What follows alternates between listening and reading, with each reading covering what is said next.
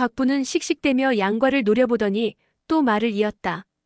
그런데 내 동생을 어디로 데려간 거야? 그 말에 아차 싶었던 양과가 다급하게 말했다. 그래, 어서 백부님을 모셔와. 내가 말씀드리려던 참이야. 그러자 곽부가 콧방귀를 뀌었다. 아빠는 동생을 찾으러 성 밖으로 나가셨어. 너는 정말 비열한 인간이야. 내 동생을 미끼로 해독약을 바꾸려 하다니.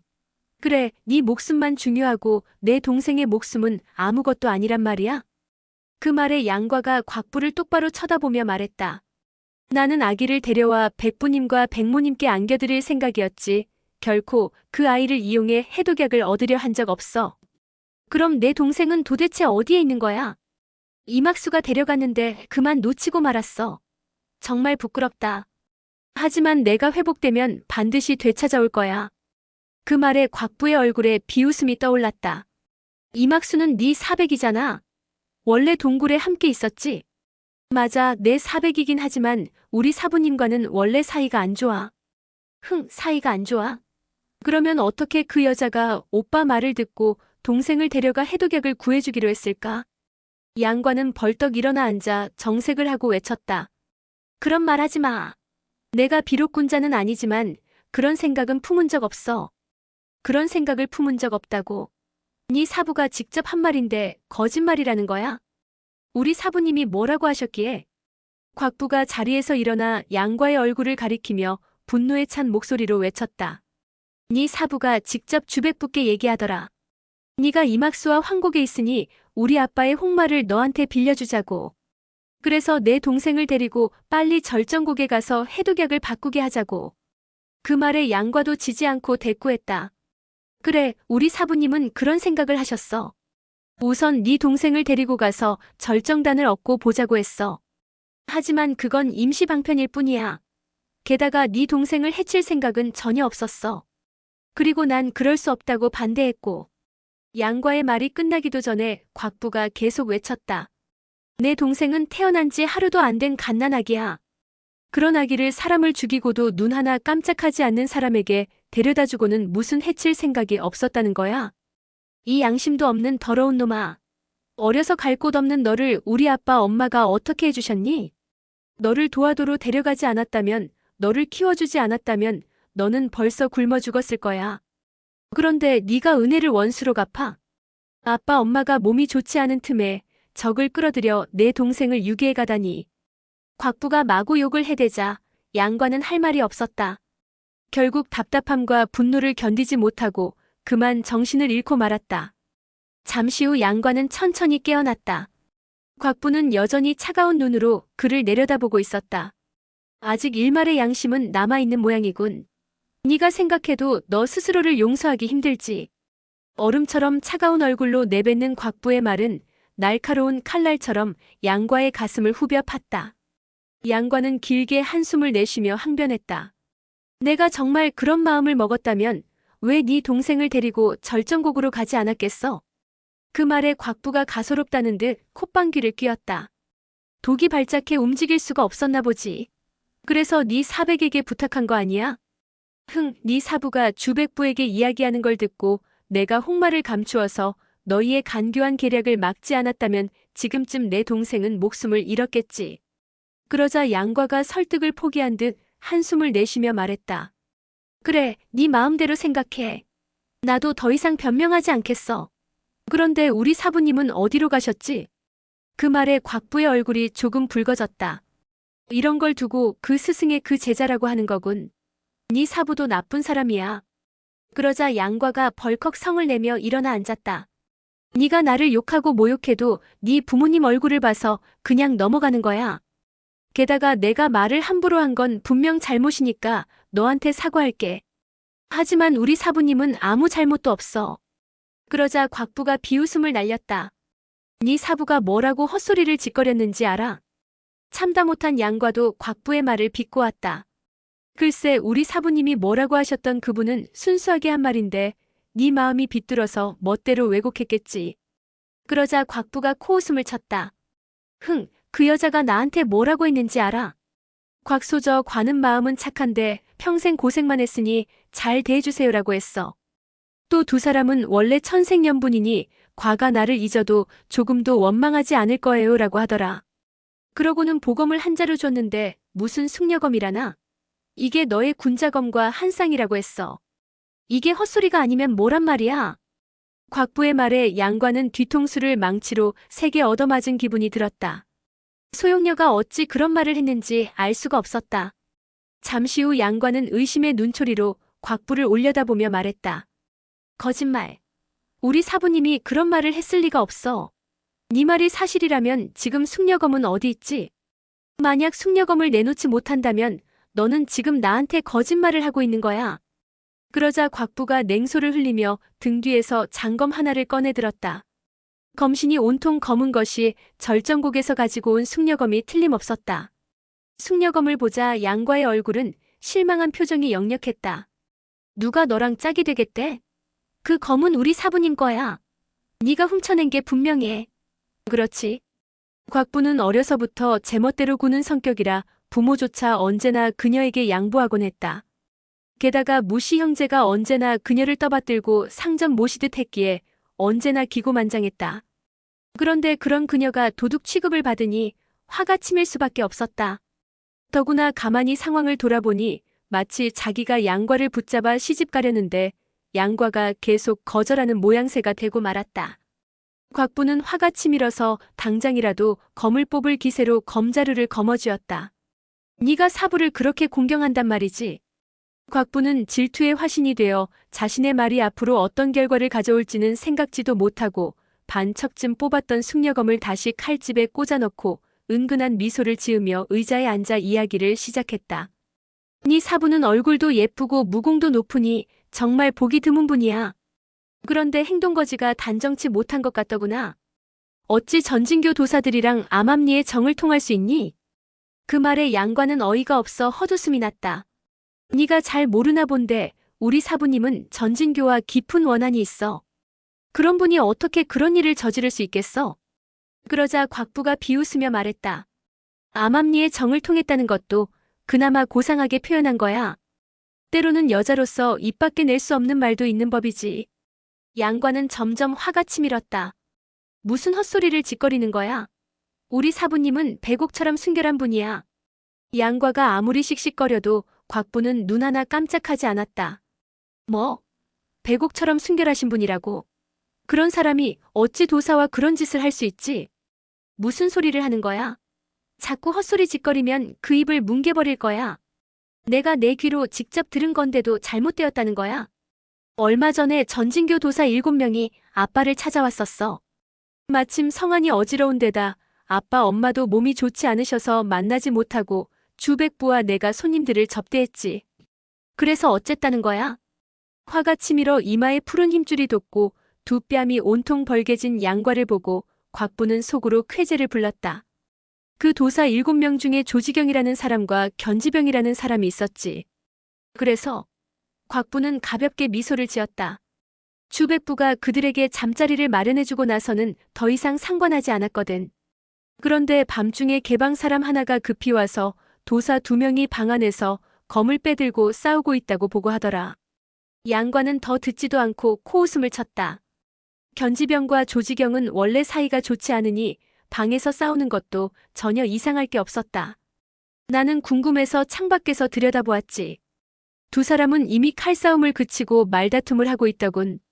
조지경이라는 도사가 견지병이라는 사람에게 네 사부를 안고 어쩌고 저쩌고 하니까 그 견지병이라는 도사가 뭐라고 대들지도 못하고 그저 목소리를 낮추라고만 하더구나. 양과는 벼락같이 덮고 있던 이불을 젖히고 일어나 침상 가장자리에 앉았다. 뭐가 어쩌고 저째? 양과가 벼락같이 화를 내자 곽부의 얼굴이 조금 붉어지는가 싶더니 난처한 듯 우물거렸다. 내가 어떻게 알아? 아무러면 좋은 일이었겠어? 너희 그 대단한 사부가 한 일이니까 그 여자가 알겠지. 잔뜩 비꼬는 말투였다. 양과는 더욱 화가 치밀고 머리가 어지러워져 저도 모르게 손을 들어 곽부의 얼굴을 때렸다. 화가 난 나머지 힘껏 때렸기 때문에 곽부는 눈앞이 어지러질했다. 한쪽 뺨이 즉시 붉게 부어올랐다. 양과가 몸이 아파 기력이 쇠했기에 망정이지 그렇지 않았다면 이도 몇 개 부러졌을 터였다. 곽부는 일생 동안 이런 수모를 당한 적이 없었다. 그녀는 너무 화가 나서 허리에 찬 숙녀검을 뽑아들고 양과의 목을 노리고 공격했다. 그러나 양과도 어느 정도 곽부의 행동을 예상하고 있었다. 양과는 신발을 신으면서 검을 들고 덤비는 곽부를 보며 피식 웃었다. 그러고는 왼손을 당기는 동시에 오른손을 둥글게 뻗어 숙녀검을 빼앗았다. 곽부는 숙녀검을 양과에게 빼앗기자 더욱 화가 나서 주위를 둘러보았다. 그때 곽부 눈에 침상 곁에 놓인 검이 한 자루 보였다. 바로 군자검이었다. 그녀는 얼른 검을 들어 양과의 머리를 내리쳤다. 양과는 차가운 빛이 번득이는 걸 보고는 숙녀검으로 막았다. 그러나 일주일 만에 일어난 양과의 몸은 자기 생각처럼 움직여주지 않았다. 팔에 힘이 없었던 양과는 숙녀검을 가슴까지 올리고는 더 이상 올리지 못했다. 순간 예리한 금속성과 함께 검이 비스듬히 부딪히자 양과가 쥐고 있던 숙녀검이 손에서 빠져나가 바닥에 떨어졌다. 그와 동시에 양과도 털썩하고 쓰러지고 말았다. 그러나 곽부는 아직도 분을 사귀지 못하고 씩씩거렸다. 이 녀석은 내 동생을 해치려고 한 비열한 놈이다. 널 죽여 동생의 복수를 했다고 하면 아빠 엄마도 책망하지 않으실 거야. 힘없이 바닥에 쓰러진 양과는 힘겹게 고개를 들어 곽부를 노려보았다. 그 눈빛을 보자 분노가 극에 달한 곽부는 손에 힘을 주어 검을 내리쳤다. 몸에 힘이 들어가지 않아 제대로 회피할 수 없었던 양과는 하는 수 없이 다급한 마음에 오른팔을 들어 검을 막았다. 순간 예리한 군자검에 양과의 팔이 잘려나가고 말았다. 양과가 얼마나 놀라고 화가 났을지, 얼마나 고통스러웠을지는 말할 필요도 없었다. 이를 저지른 곽부 역시 깜짝 놀라기는 마찬가지였다. 자신이 얼마나 엄청난 일을 저질렀는지를 깨달은 곽부는 미처 양과의 상처를 치료해줄 엄두도 내지 못한 채 멍하니 서 있다가 울음을 터뜨리며 밖으로 뛰쳐나갔다. 잠시 후 정신을 차린 양과는 왼손으로 오른쪽 어깨에 견정혈을 찍고 이불을 찢어 어깨를 단단히 싸매 지혈을 한 후 상처에 약을 발랐다. 더 이상 여기 머물러서는 안 되겠다. 어서 이곳을 나가자. 그러나 피를 너무 많이 흘린 탓인지 몇 걸음 가지 못해 눈앞이 캄캄해지면서 쓰러질 것만 같았다. 그때 곽정의 노한 목소리가 크게 들려왔다. 어서 말하지 못해. 그래서 지금 양과는 어찌 되었느냐? 곽정의 다급한 목소리를 듣고 양과는 다시는 그를 보지 않아야겠다고 다짐했다. 양과는 크게 심호흡을 한 뒤 사력을 다해 방에서 빠져나온 후 말을 타고 성문을 향해 달렸다. 성을 빠져나온 양과는 큰 길을 피해 좁고 황폐한 길을 골라 말을 달렸다. 정화독에 중독되었는데도 아직 죽지 않은 건 어쩌면 천축승려의 말처럼 빙백은침에 중독된 탓일지도 모른다. 그러나 어쨌든 독이 완전히 제거된 건 아니니 언젠가는 발작을 하겠지. 지금 내 몸 상태로 선자를 찾아 종남산까지 간다는 건 무리인데 정말 이대로 선자와 헤어져야 한단 말인가? 양과는 자신의 운명을 생각하면 할수록 서럽고 처량했다. 양과는 자기도 모르게 눈물을 흘렸다. 어느덧 말등에 엎드려 잠이 들었다. 한참 졸다 정신을 차려보니 며칠 전 무시 형제와 무공을 겨루던 황량한 벌판에 도착해 있었다. 양과는 절대 곽정이나 몽골군과 마주치지 않기만을 바랐다. 사방을 둘러보니 인적이라곤 찾아볼 수 없이 고요했다. 양과는 말 위에서 내려 풀숲에 누웠다. 어차피 생사를 초월한지라 깊은 산속에서 잠을 자면서도 맹수나 독충 따위가 전혀 두렵지 않았다. 그러나 그날 밤 양과는 극심한 통증으로 잠을 이룰 수 없었다. 다음 날 아침 일어나 보니 조금 떨어진 곳에 진해 2마리가 죽어 있었다. 붉고 검은 반점이 있는 무시무시하게 생긴 진해였다. 아마도 양과의 상처에서 흐른 피를 먹고 죽은 모양이었다. 양과는 쓴웃음을 지었다. 피 속의 독이 얼마나 강하기에 진해마저 죽었을까. 양과는 어이가 없기도 하고 자기 신세가 처량하기도 해서 도리어 웃음이 나왔다. 양과는 하늘을 바라보며 큰 소리로 한바탕 웃어젖혔다. 그때 갑자기 어디선가 수리의 울음소리가 들려왔다. 고개를 들어보니 전에 만난 신조가 가슴을 꼿꼿이 세운 채 산봉우리 끝에 앉아 이쪽을 바라보고 있었다. 예전과 마찬가지로 매우 위험 있는 자태였다. 신조를 본 양과는 마치 오랜 친구라도 만난 것처럼 반가웠다. 수리 형, 또 만났군요. 신조는 길게 한바탕 울어대더니 곧 산봉우리에서 내려와 양과를 향해 다가왔다. 신조는 몸집이 크고 날개가 짧아 날 수는 없었지만 달리는 속도만큼은 마치 말처럼 빨랐다. 순식간에 양과 곁에 도착한 신조는 양과의 한쪽 팔이 잘려나간 걸 알아보기라도 한 듯 한참 동안 뚫어져라 오른팔을 바라보았다. 수리형 그러잖아도 수리형을 찾아가려던 참이었어요.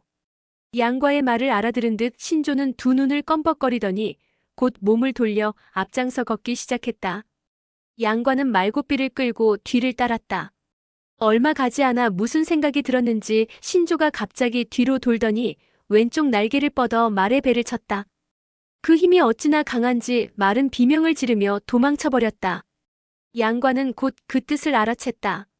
그래, 수리형이 있는 곳으로 가는데 말을 데려가서 뭐 하겠어. 양과는 신조가 참으로 영물이라는 생각이 들었다.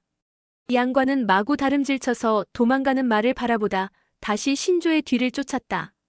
기력이 많이 쇠해진 양과는 중간중간 바위에 걸터앉아 쉬어가야만 했다. 그때마다 신조도 말없이 옆에 서서 양과가 기력을 회복할 때까지 기다려주었다. 이렇게 한 시즌쯤 걸어 둘은 마침내 독고구패의 뼈가 묻혀있는 동굴에 도착했다. 양과는 독고구패의 무덤을 보자 새삼 존경심이 일었다. 살아생전 독고구패가 강호를 누빌 때는 천하에 그를 당해낼 적수가 없었다고 했다. 자연이 매우 자부심이 강하고 오만해 일반 사람들과 어울리는 게 쉽지 않았을 테고 그러다 보니 결국 이런 황량한 동굴 속에서 쓸쓸히 생을 마치게 된 모양이었다. 오랫동안 이런 곳에 은거해 있었으니 세상에는 그의 업적에 대해 전해지는 바도 없었다. 또 그의 무공을 계승할 제자도 거두지 않았으며 그의 무공에 관한 비급도 남기지 않았다. 양과는 그런 생각이 들자 독고구패의 신세 또한 자신과 마찬가지로 참으로 기구하다고 생각했다. 신조가 말을 할 줄 안다면 선배의 생애에 대해 듣고 싶었으나 아무리 영물일지라도 결국 말 못하는 짐승인지라 안타까울 따름이었다. 양과가 독고구패의 무덤 앞에서 멍하니 생각에 잠겨있는 사이 신조가 산토끼 2마리를 잡아왔다. 양과는 불을 피워 토끼를 구워 배불리 먹었다. 이렇게 며칠을 푹 쉬고 나자 상처가 많이 아물었고 기력도 크게 회복되었다. 비록 피를 많이 흘리기는 했지만 그 덕분에 체내의 독도 많이 빠져나간 듯 했다. 소용료를 생각할 때마다 가슴이 아프기는 했지만 예전처럼 견디기 어려울 정도의 고통은 아니었다. 원기를 회복한 양과는 무료함을 달래기 위해 동굴 밖으로 나갔다. 날씨가 참으로 청량했다. 양과는 동굴 밖으로 나가 뒤쪽에 숲이 우거진 곳으로 갔다. 조금 걷다 보니 눈앞에 절벽이 펼쳐졌다. 절벽은 마치 큰 병풍처럼 동굴 주변을 빙 두르고 있었다. 그런데 땅에서 20여 장 정도 떨어진 절벽 중간쯤에 3, 4장 정도 되는 평평한 바위가 삐죽 나와 있었다. 자세히 보니 바위 위에 검총이라는 큰 글씨가 새겨져 있었다. 검의 무덤이라니 저게 무슨 뜻일까? 호기심이 생긴 양과가 직접 올라가 보려 했으나 아무리 찾아보아도 손이나 발을 의지할 만한 곳이 보이지 않았다. 애초에 저곳을 어떻게 올라갔는지 알 수가 없었다. 양과는 한참 동안 넋을 잃고 절벽 위를 바라보았다. 독고 선배가 아무리 무공이 뛰어나다고는 하나 그 역시 사람인데 어찌 저기를 올라갔을까? 독고 선배가 저 절벽 위로 올라갈 수 있었다면 틀림없이 무언가 방법이 있을 것이다. 그런 생각으로 한참을 살펴보니 절벽 군데군데 이끼와 풀이 자라 있는 게 보였다. 양과는 가장 낮은 곳에 있는 이끼를 만져보았다. 과연 그 부분이 움푹 파여 있었다. 틀림없이 독고구패나 혹은 다른 사람이 날카로운 무언가로 군데군데 파놓은 모양이었다. 그러다 오랜 세월이 흐르자 그곳에 흙이 쌓여 이끼가 자란 듯했다. 양과는 무료하던 차에 검총의 실체를 확인해보고 싶은 욕구가 일었다. 양과는 허리띠를 단단히 졸라매고 심호흡을 한 후 훌쩍 뛰어올라 첫 번째 이끼가 있는 곳에 발을 디뎠다. 파인 구멍을 딛고 힘을 받아 다시 두 번째 이끼가 있는 곳에 발을 옮기니 과연 그곳에도 작게 파인 구멍이 있었다. 처음에는 10여 장 정도 올라가다 결국 힘에 부쳐 미끄러졌으나 일단 한번 해보고 나니 두 번째는 쉽게 올라갈 수 있을 것 같았다. 양과는 절벽 아래서 잠시 숨을 고르며 운기를 한 후 다시 경공으로 절벽을 올라갔다. 이번에는 무난히 삐져나온 바위 위로 올라설 수 있었다. 팔은 잘렸지만 경공 실력은 변함없는 듯해서 다소나마 위안이 되었다. 바위에 새겨진 검총이라는 글씨 곁에는 다음과 같은 글이 작게 쓰여 있었다. 검마 독고구패는 천하의 적수를 찾을 수 없어 검을 이곳에 묻는다. 오 통제라. 군웅들은 고개를 숙이는데 장검이 헛되이 빛을 발하니 이 어찌 슬프지 아니한가. 그 글을 보자 양과는 독고구패라는 선배에 오만하면서도 당당한 태도가 어쩐지 자신과 닮은 면이 있는 것 같아 무척 마음에 들었다. 그러나 처지는 하늘과 땅이었다. 지금 자신은 천하무적은커녕 한쪽 팔밖에 없는 불구일 뿐이었다. 한참 동안 바위 위에 새겨진 글을 멍하니 바라보던 양과는 힘없이 고개를 숙였다. 그때 문득 바위 안쪽에 작은 돌멩이가 길게 쌓여 있는 게 보였다. 아마도 그것이 검총인 모양이었다. 오늘의 영상은 여기까지입니다. 영상이 도움이 되셨다면 구독과 좋아요, 알람 설정 부탁드립니다. 시청해주셔서 감사합니다.